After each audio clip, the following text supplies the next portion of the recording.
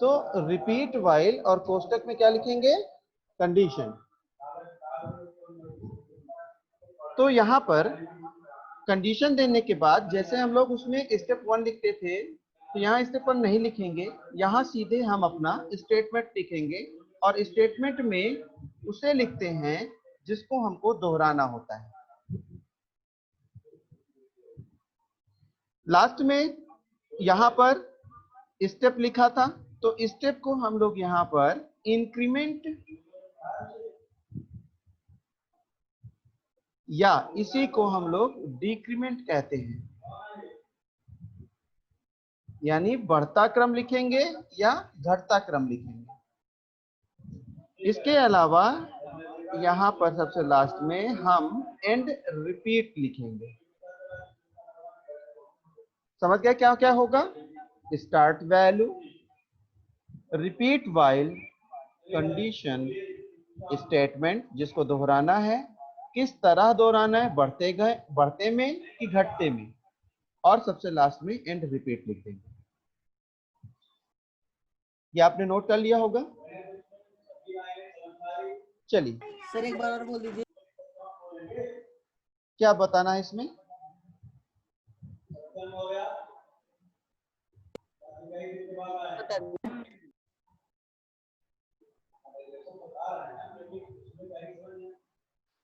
Start value, repeat while condition, statement, increment, decrement, and repeat.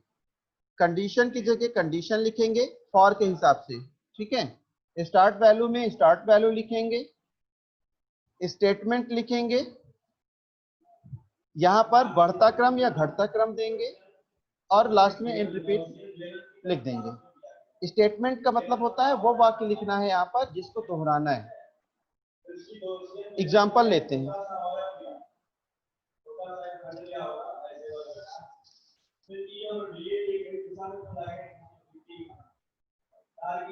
Example की चर्चा।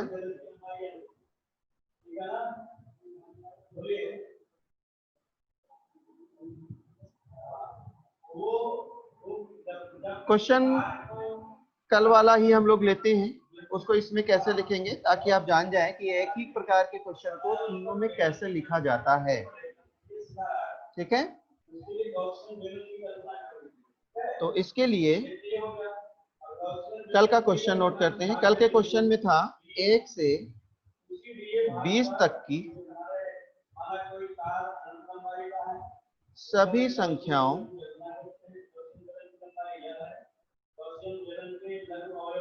को print करने का स्यूडो कोड लिखिए।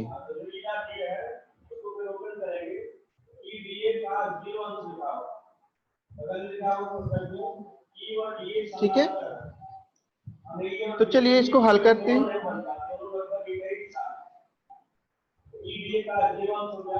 अब इसको हल करने के लिए सबसे पहले स्टेप 1, स्टेप 1 में क्या लिखते हैं? बिगिन। स्टेप 2, स्टेप 2 में क्या लिखेंगे? अब यहाँ पर आपको देखना है 1 से 20 तक की संख्या प्रिंट करनी। तो कल हमने कितने वेरिएबल प्रयोग किए थे, उतने ही वेरिएबल यहाँ पर भी होंगे।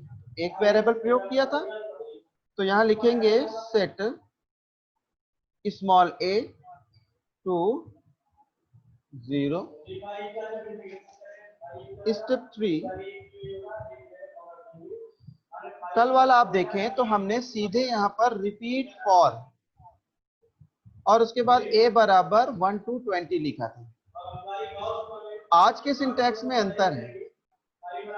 सबसे पहले हमको क्या लिखना है सिंटैक्स में? स्टार्ट वैल्यू देना है। सबसे पहले स्टार्ट वैल्यू, तो स्टार्ट वैल्यू हमारे पास क्या है? स्टार्ट वैल्यू हमारे पास है 1। तो हम स्टार्ट कहां से करेंगे? a से।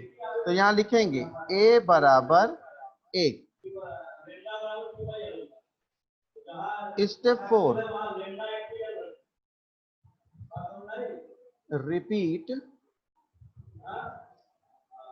while,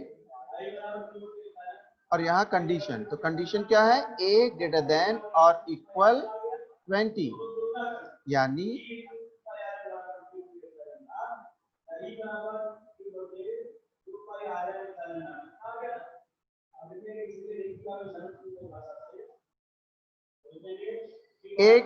एक से स्टार्ट करेंगे और कब तक चलेंगे, 20 तक जाना है, इसलिए यहाँ पर क्या यूज करेंगे, लेस देन यूज करेंगे। ठीक है, ए लेस देन, क्योंकि 20 से ए की सारी वैल्यू क्या होंगी, 20 के पहले की सभी वैल्यू 20 से छोटी होंगी, और अंतिम वैल्यू क्योंकि 20 तक चलना है, इसलिए 20 तक जाने पर हमारी जो वैल्यू होगी लास्ट, वो क्या होगी, 20 के बराबर होगी। तो ए बराबर 1, ए लेस देन और इक्वल 20, यानी ए 20 से छोटा हो या उसके बराबर हो तब तक कार्य होना है।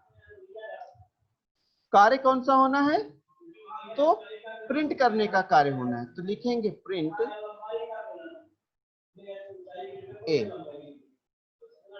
ए को प्रिंट करेंगे। अब स्टेप लिखेंगे, कैसे प्रिंट होना है, तो एक एक करके पढ़ना है, 1 2 3 4, तो यहाँ पर स्टेप लिखेंगे, तो लिखेंगे ए बराबर ए प्लस 1, यानी ए में एक मान की वृद्धि हो जाए। फिर स्टेप 5 क्या होगा, एंड रिपीट, और स्टेप 6 क्या हो जाएगा, यहाँ पर स्टॉप या एंड, जो भी आप चाहें। ठीक है, तो हमने ये दो चीज कॉमन है। यहाँ अंतर क्या हो गया, केवल इतना अंतर हुआ कि सबसे पहले जो स्टार्ट वैल्यू लिखते थे यहाँ पहले लिखते हैं, रिपीट वाइल में इंड वैल्यू लिखते हैं, तो इंड वैल्यू लिखने का तरीका यहाँ कुछ ऐसा है, हमें बताना पड़ता है कि जो वैल्यू चलने वाली है वो अंतिम वैल्यू से छोटी है कि बड़ी है। फिर कार्य कौन सा होना है, तो सभी मान को प्रिंट करना है, और सभी मान ए में आ रहे हैं, इसलिए मैंने लिख दिया प्रिंट ए। काम कैसे आगे की तरफ बढ़ेगा, तो एक एक करके बढ़ेगा, इसलिए लिख दिया गया है ए बराबर ए प्लस 1। अगर 2 स्टेप में बढ़ते तो ए प्लस 2, 3 स्टेप में बढ़ते तो ए प्लस 3, 5 स्टेप में बढ़ते तो ए प्लस 5, जितने स्टेप होंगे उतने प्लस यहाँ पर नंबर लिख देंगे।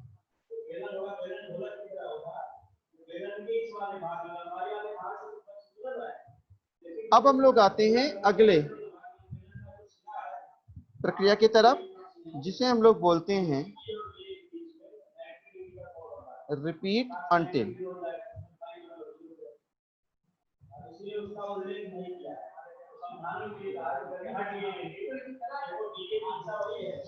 रिपीट अंटिल,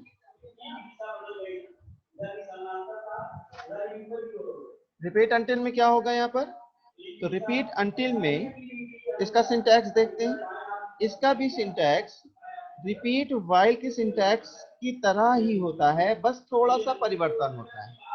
क्या परिवर्तन होता है, तो मैं वो आपको बताने जा रहा हूं।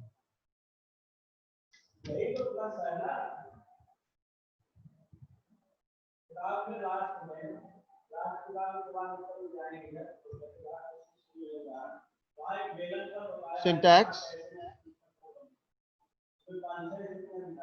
सबसे पहले स्टार्ट वैल्यू, यानी सबसे पहले हमको क्या लिखना है, स्टार्ट वैल्यू लिखना है। दूसरे में क्या लिखना है, रिपीट। तीसरी लाइन पर क्या लिखना है, स्टेटमेंट, जिसको दोहराना है। चौथे में क्या लिखना है, इंक्रीमेंट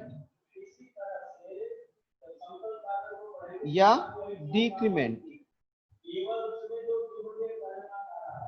यानी बढ़ता क्रम या घटता क्रम लिखना। इसके बाद क्या लिखना है, अंटिल, ब्रैकेट में कंडीशन, और सबसे लास्ट में एंड रिपीट। अंतर समझ में आ रहा है? पहले वाले में क्या कर रहे थे, रिपीट वाइल में स्टार्ट वैल्यू के बाद कंडीशन सबसे पहले लिखते थे, लेकिन यहाँ क्या हो रहा है, सारा कार्य करने के बाद कंडीशन चेक होती है, और रिपीट वाइल में कंडीशन पहले चेक होती है फिर कार्य होता है। ठीक है,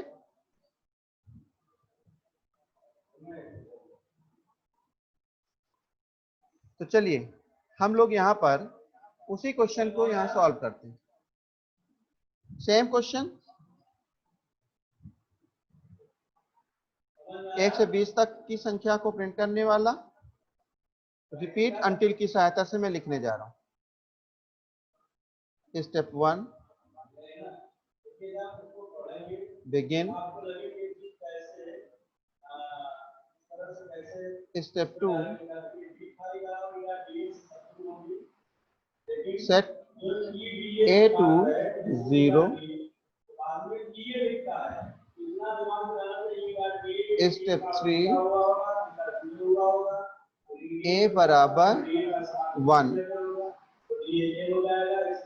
स्टेप 4, अब देखिए स्टार्ट वैल्यू लिख दिया हूं मैं, अब स्टेप 4 क्या होगा, रिपीट,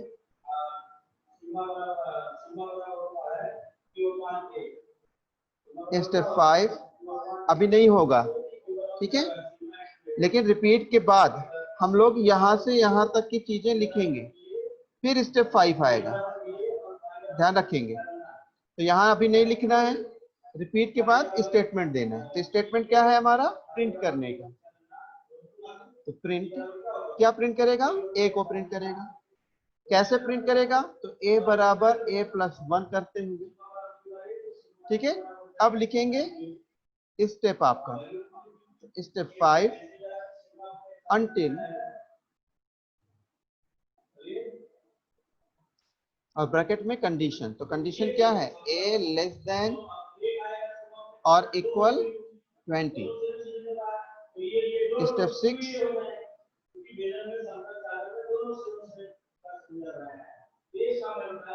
एंड रिपीट,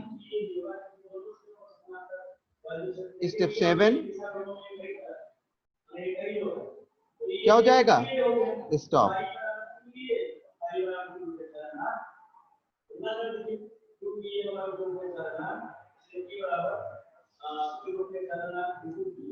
ठीक है भैया बहन,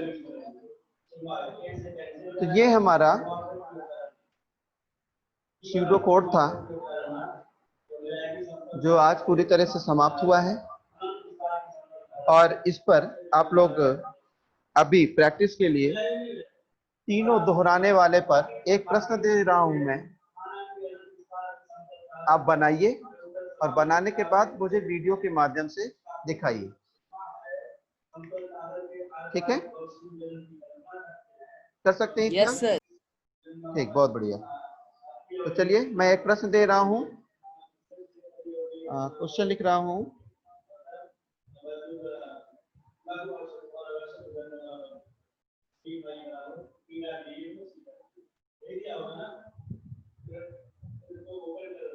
बीस से 50 तक की सभी संख्याओं को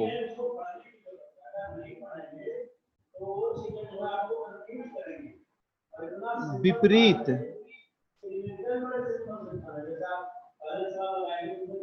क्रम में, इंग्लिश में जिसे हम बोलते हैं डिसेंडिंग ऑर्डर,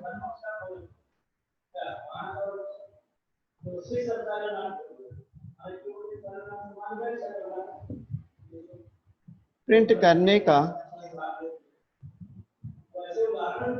स्यूडो कोड लिखिए।